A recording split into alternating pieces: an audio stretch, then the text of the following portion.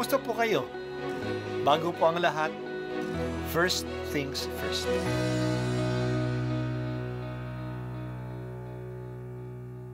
Good morning po. Sinisimulan po natin ngayon ang first things first.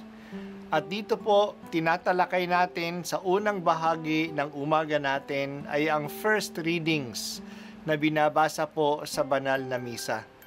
Ito pong tinatalakay natin kasi madalas po marami na tayong alam tungkol sa gospel readings. Pero konti po ang nagsasalita sa first readings. Pero ang first readings, bahagi din po yan ng Biblia, ng banal na kasulatan. Kaya susubaybayan po natin ang mga first readings, basahin po natin at kuminsan kailangan ng basahin ng 2 o 3 beses bago maintindihan kasi hindi po tayo familiar sa mga istorya at sa mga kaisipan na tinatalakay dito. Ang pagbasa mula sa aklat ng Exodo. Noong mga araw na iyon, si Moises ay bumaba na ng bundok. Dala niya ang 2 tapyas na batong kinasusulatan ng mga utos na ang Diyos mismo ang sumulat. Nang pabalik na sila, narinig ni Josue ang sigawan ng mga tao. Sinabi niya kay Moises, "Parang may digmaan sa kampo." "Ang naririnig ko'y hindi sigawan ng tagumpay o ng pagkatalo, kundi awitan," sagot ni Moises. Nang sila'y malapit na sa kampo, nakita ni Moises ang guya at ang mga taong nagsasayawan. Dahil dito, nagalit siya, ibinalibag niya sa paanan ng bundok ang tapyas na bato at ito'y nadurog. Kinuha niya ang guya at sinunog. Pagkatapos, dinurog niya ito ng pinong-pino, saka ibinuhos sa tubig at ipinainom sa mga Israelita. Hinarap niya si Aaron. "Ano ba ang nangyari sa iyo at pumayag kang gawin ang kasamaang ito?" Sumagot si Aaron, "Huwag ka nang magalit sa akin, kapatid ko. Alam mo naman kung gaano katigas ang kanilang ulo. Hindi ko sila mapigil sa paggawa ng kasamaang ito. Sinabi nila sa akin na igawa ko sila ng Diyos na mangunguna sa kanila, sapagkat hindi nila alam kung ano na ang nangyari sa iyo, kaya't tinanong ko sila kung sino ang may ginto. Ibinigay nila sa akin ang mga alahas, tinunaw ko sa apoy at lumabas ang guyang iyon." Kinabukasan, sinabi ni Moises sa mga tao, "Napakalaki ng nagawa ninyong kasalanan. Aahon ako ngayon sa bundok at makikipagkita sa Panginoon. Baka sakaling maihingi ko kayo ng tawad." Umahon nga sa bundok si Moises at dumaing sa Panginoon. Sinabi niya, "Napakalaking kasalanan ang nagawa ng mga tao.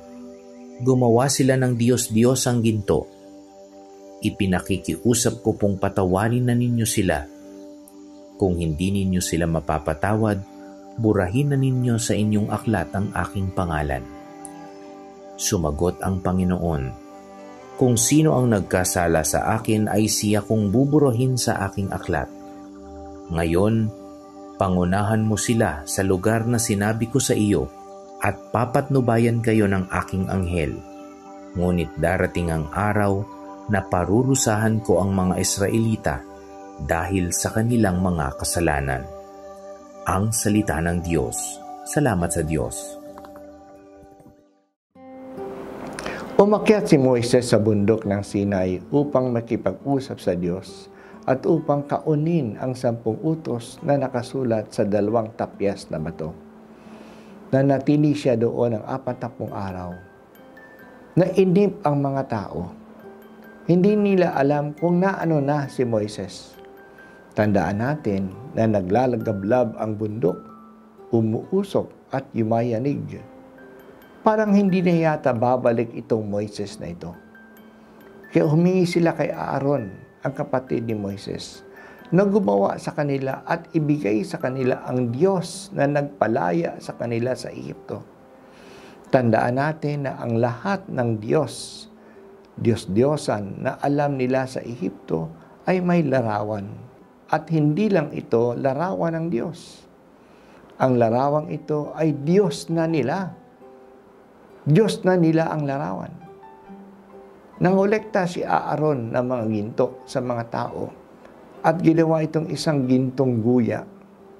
Nagsigawan at nagsayawan ng mga tao. Ito na ang Diyos na nagpalaya sa kanila sa Ehipto. Nakikita na nila ngayon ang Diyos na ito.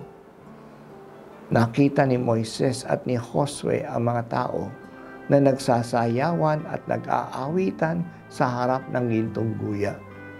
Galit na galit si Moises. Nangako pa naman ang mga tao na susundin nila ang lahat ng utos ng Diyos.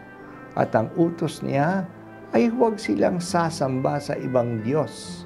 Huwag silang gagawa ng larawan ng Diyos sapagkat si Yahweh lang ang Diyos nila.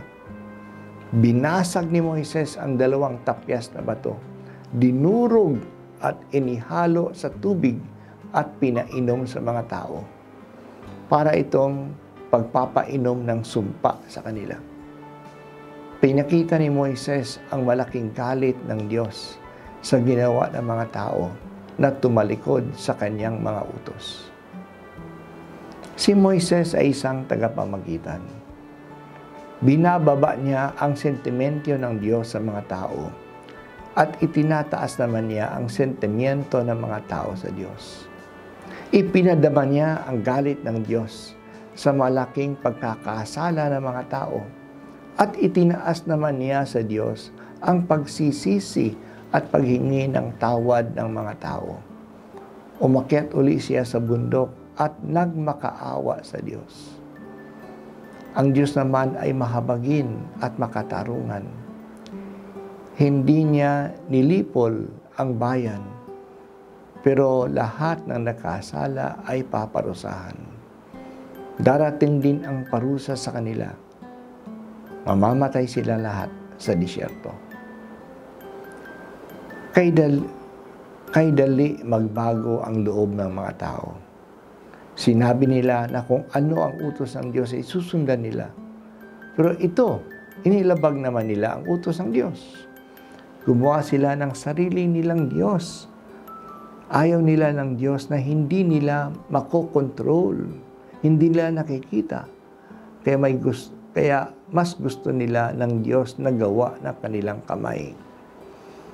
Walang kalooban, hindi nag-iisip at walang desisyon ang Diyos na ito.